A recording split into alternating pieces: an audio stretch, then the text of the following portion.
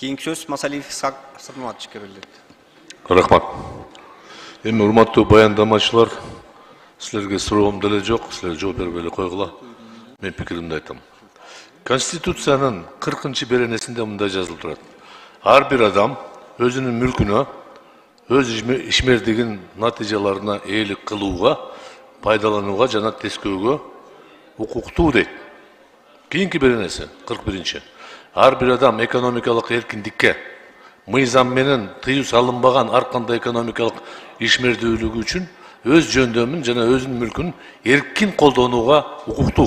Чекит. Да, эмне ойлонуп чыгарып атасыңар? Эркин колдонууга укуктуу деп Конституция жазып атат. Биз кошумча талап коюп атабыз.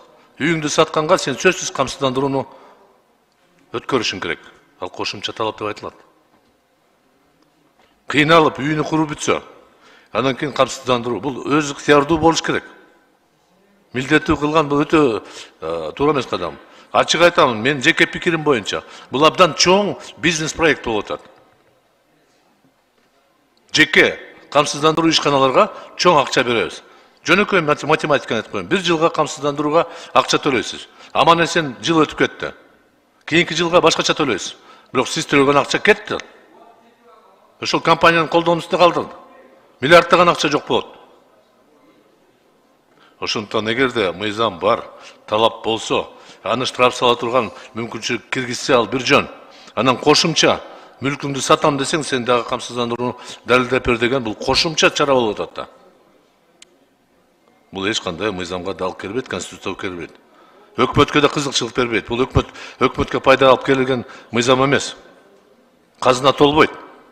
Жеке адамдардын чөнтөгүнөн өзүңдүн кемчилигиңди өзүң чеч деген маанидеги мыйзам. Ошондуктан мен кесиптештерди чакырат элем, бул мыйзамды колдош керек. Бул туура эмес мыйзам. Максаты туура эмес. Жолу туура эмес. Чектөө болбош керек. Сенин үйүң жеке менчик. Анан чектөө киргизип камсыздандыруу жок болсо сата албайсың. Баштаңдар ушундай. Анан мен бир кесиптешим сурады, чет өлкөдө камсыздандыруу Казакстанга барып келсеңер, чек арада камсыздандыруу дозвол деп коет, төлөшүң керек. Болду, сөз жок. 20 километр, 2 километрден кийин ГАИ кармайт. Кана страхование жок, свободен. Бизде андай талап жок да, эмне айтып атасыз? Бизге келбейт машина.